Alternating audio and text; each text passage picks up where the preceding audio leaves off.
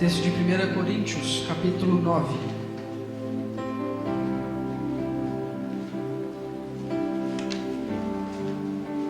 1 Coríntios, capítulo 9, versículos de 24 a 26. A palavra do Senhor diz assim: Não sabeis vós que os que correm no estádio, todos na verdade correm, mas um só leva o prêmio. Correi de tal maneira que o alcanceis. Todo aquele que luta, em tudo se domina. Eles para alcançar uma coroa corruptível, nós, porém, a incorruptível. Portanto, corro, não como indeciso, combato, não como batendo no ar. Amém? Feche seus olhos nesse momento. Senhor, Deus, a palavra do Senhor foi lida nesse momento, Senhor. Deus, pedimos, Deus, que nesse momento o Senhor possa trazer clareza aos nossos corações, possa falar ao coração de cada um de nós que estamos aqui, Pai. Senhor, que não venha sair da minha boca as palavras que eu quero, as palavras que eu escolhi, Pai. Senhor, mas seja as palavras do Senhor, Deus, porque sabemos que quem convence, quem nos ensina é o Senhor, Deus. Ministra agora a vida de cada um, Senhor. Assim te pedimos e já te agradecemos no nome de Jesus. Amém? Irmãos, eu não sei se isso acontece aqui em São Paulo, mas lá no Paraná, sempre que chega esse fim de ano, a gente começa a fazer alguns planos, algumas metas para o ano seguinte. E eu acho que lá, o plano que, pelo menos que as mulheres mais fazem, é de fazer regime para o próximo ano. Aqui também é desse jeito ou não? Não, né? Só lá, né? Mas engraçado é que todo fim de ano elas fazem o mesmo planejamento. É a mesma meta que elas têm para o próximo ano, que é de fazer regime. Então, em cima disso, eu queria te perguntar: quantas pessoas que estão aqui se fizeram essa meta para si mesmas no ano passado?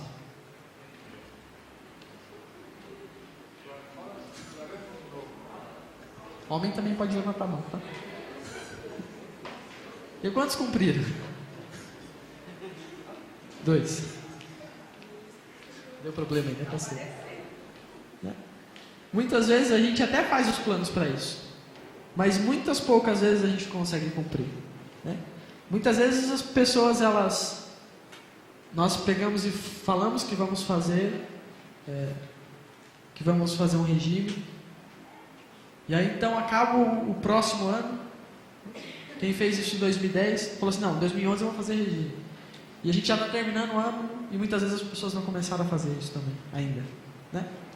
Estamos chegando ao fim de mais de um ano e geralmente nesse período a gente começa novamente a fazer os planejamentos para o ano que vem, não é? Agora, quantos aqui já fizeram isso esse ano, para o ano que vem? Quantos aqui já começaram a fazer os seus planos para o ano que vem? Não é? E aí a gente faz diversos tipos de planos, na verdade. Não é só de regime, não é só para emagrecer. Mas aí a gente começa a fazer planos, claro, a questão do regime. A gente começa a fazer planos dizendo que ano que vem eu vou começar a estudar. Durante todos os meus anos de escola, eu sempre falava assim para minha mãe: não, mãe, ano que vem eu vou começar a estudar. Então as aulas acabavam em dezembro. No final de dezembro eu já comprava todos os meus cadernos, encapava bonitinho,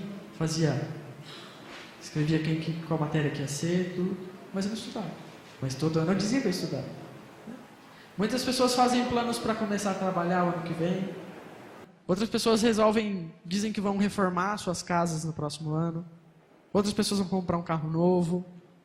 Outras então vão se propor a mudar de emprego, a começar a namorar, a noivar, a se casar. Muitos são os planos que a gente faz durante o fim do ano. Agora, algumas pessoas têm uma agenda tão cheia que nem espaço para ter metas elas têm, não é?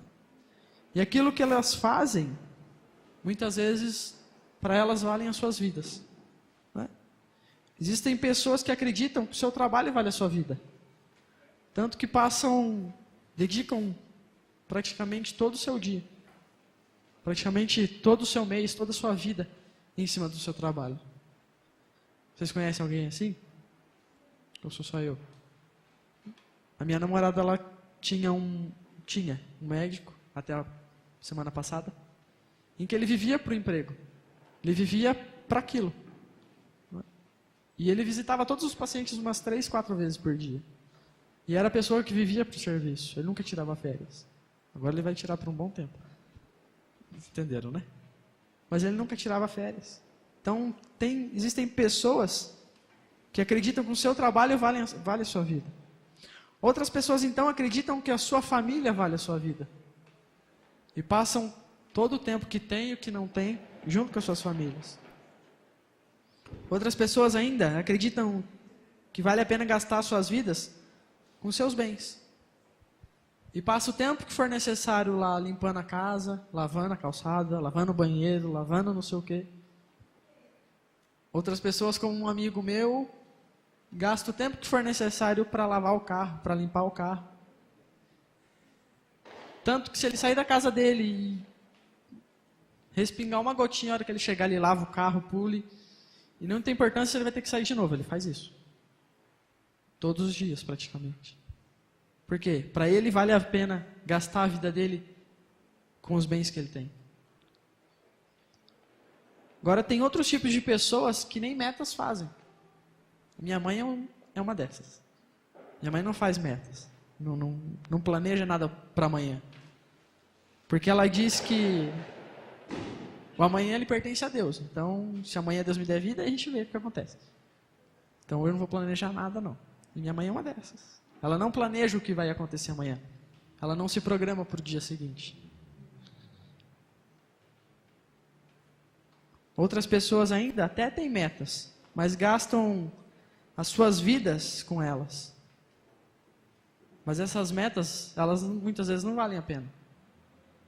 Que são o quê? São metas como, por exemplo, existem pessoas que gastam a sua vida única e exclusivamente para guardar dinheiro.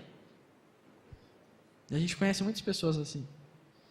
E às vezes são pessoas tão ricas, e são tão miseráveis ao mesmo tempo.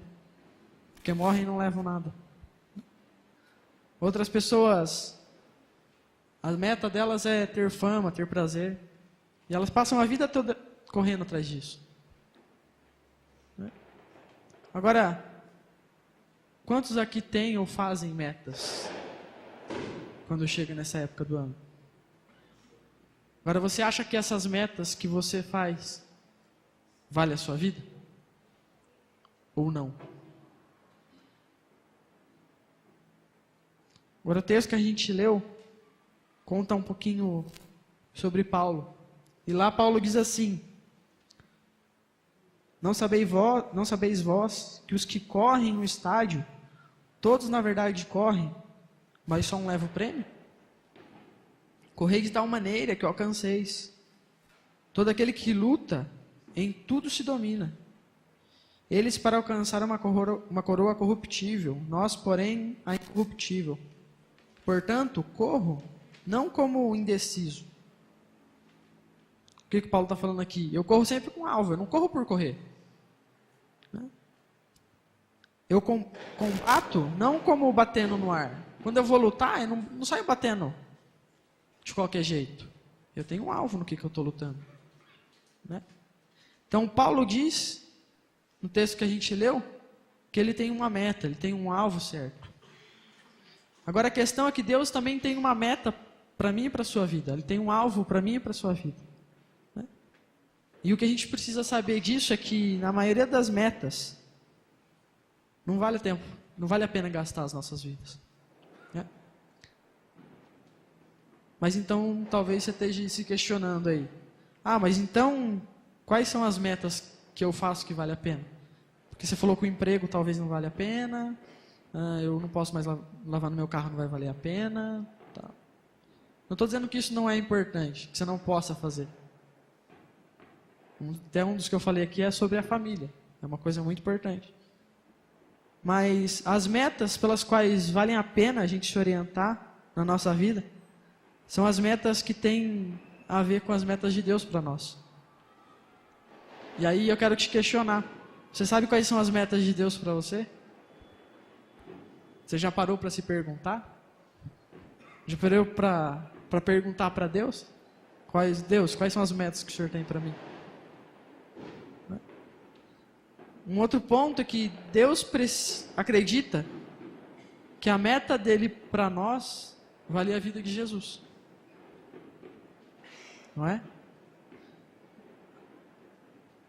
Eu não tenho filho, mas as pessoas que têm filho, que perderam seus filhos, dizem que essa é a pior coisa do mundo. Que a pior coisa do mundo para um pai é perder um filho. Meu avô, meu pai dizem assim para mim que os filhos nasceram para enterrar os pais, não os pais para enterrar os filhos.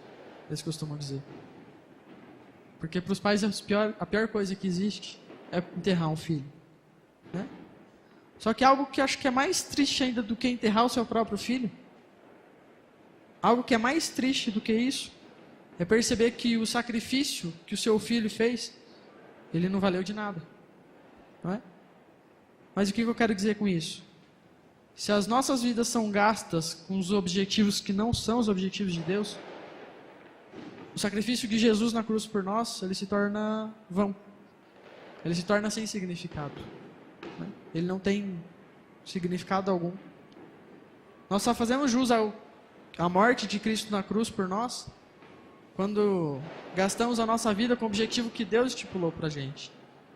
Então eu volto a te perguntar, qual é o objetivo de Deus para a sua vida? Qual é o objetivo de Deus para a minha vida? Qual é a meta de Deus para mim e para você? Né? É que conhecêssemos e usufruíssemos da sua companhia e andássemos com Ele. Que é uma coisa que, pelo menos nesse último ano, o pastor bateu bastante na igreja. Muitas vezes quando a gente vai falar do discipulado, a gente fica batendo muito em questão de só no dia que eu me reúno, simplesmente num estudo. Mas o discipulado é isso aqui, ó. É conhecer e usufruir da companhia. É andar junto. Isso é o discipulado. Como que a gente se torna discípulo do Senhor? Andando junto, caminhando, estando com Ele, usufruindo da companhia dEle, conhecendo Ele dia após dia. A meta de Deus passa agora então a ser também a meta de Paulo. Então Paulo, ele não vai mais lutar por lutar, ele não vai mais correr por correr, ele não vai mais fazer por fazer. A minha e a sua vida só vai valer a pena se gastarmos para conhecer e andar com Deus. Em que você tem gasto a sua vida? Ou melhor, em que você tem investido a sua vida? E aqui eu não estou falando de conhecer o Senhor como o mundo conhece. Não é verdade? Porque se você sair fora da igreja e perguntar, viu, você conhece Jesus? Já ouviu falar de Jesus? Todo mundo, a maioria das pessoas vão dizer que já.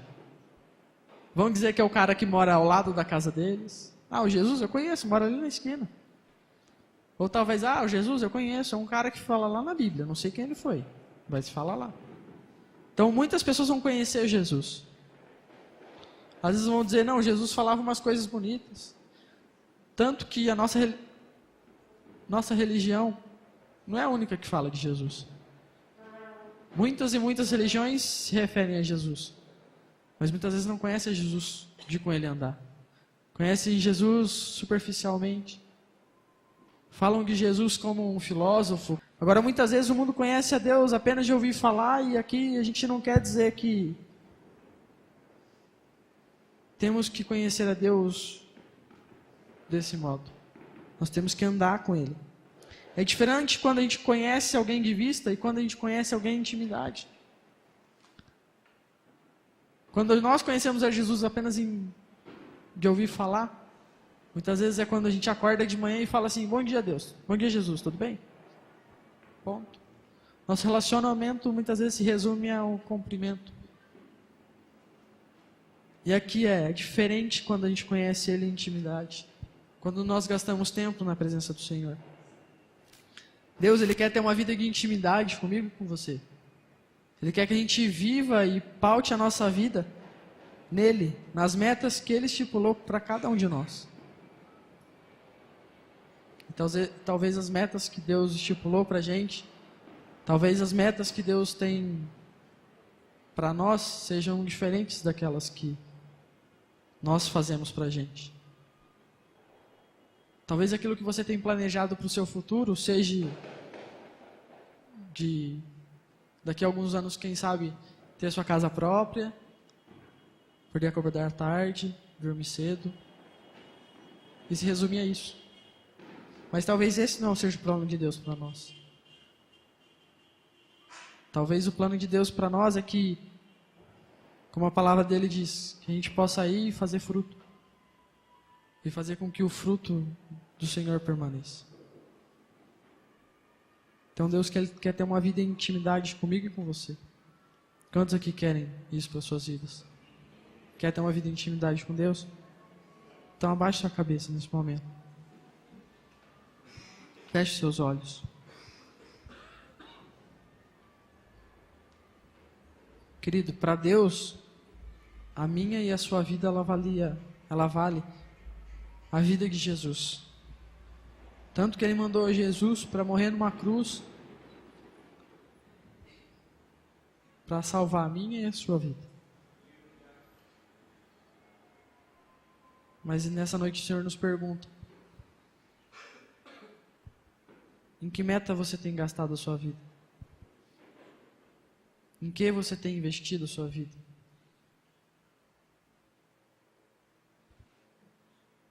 Será que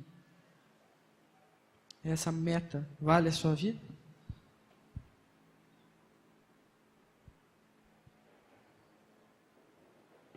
Nessa noite o Senhor vem nos falar que Ele tem uma meta para a gente. A meta dele para nós é que a gente possa ser discípulos e discípulas dele. A meta do Senhor para nós é que eu e você possamos conhecê-lo em intimidade, que a gente possa usufruir da companhia dele, que a gente possa andar com ele a cada dia.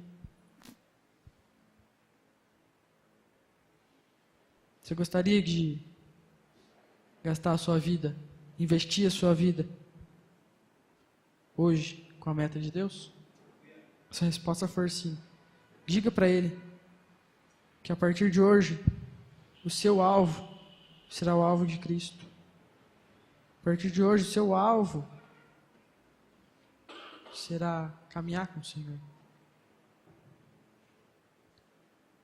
Se essa é a tua vontade, se esse é o desejo do seu coração, não mais viver no mundo com as suas próprias pernas, se a tua vontade não é mais a de cumprir as suas próprias metas, se a tua vontade não é mais chegar onde você planeja, se a tua vontade a partir de hoje é chegar onde Deus planejou, se a tua vontade a partir de hoje é começar a fazer a vontade de Deus, é se colocar na presença de Deus, se essa é a sua vontade, então coloque-se em pé nesse momento.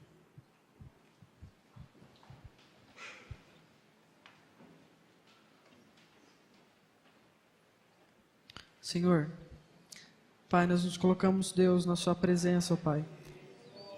Senhor, Deus, a gente vem declarar ao Senhor, Deus, que não queremos mais, Senhor, gastar as nossas vidas, Senhor, em vão, Pai. Senhor, a gente não quer, Deus, mais, Senhor, gastar as nossas vidas daquilo que é corruptível, Pai. Naquilo que se corrompe, Senhor, naquilo que é material, Deus, e que não vai surtir efeito, Senhor. Aquilo que no futuro não vamos levar conosco, ó Pai. Senhor, mas a partir de hoje, Senhor, assim como Paulo, Senhor, Deus, nós queremos, Deus, investir a nossa vida, Senhor, naquilo que é o plano do Senhor, Deus, naquilo que é a meta do Senhor para nós, Deus. Senhor, nós queremos, Deus, a partir de hoje, Deus, correr atrás de uma coroa incorruptível, Deus, aquela que não se pode quebrar, Deus, aquela que não se acaba, Senhor. Senhor, aquela que, Senhor, que gera fruto, Deus, aquela que faz diferença, Deus. Que faz diferença não só na nossa vida, Deus, mas faz diferença naqueles que estão ao nosso redor, Pai. Senhor, nos ensine, Deus, a cada dia, Deus, a buscar as Tuas metas, Deus, o Teu alvo, Senhor.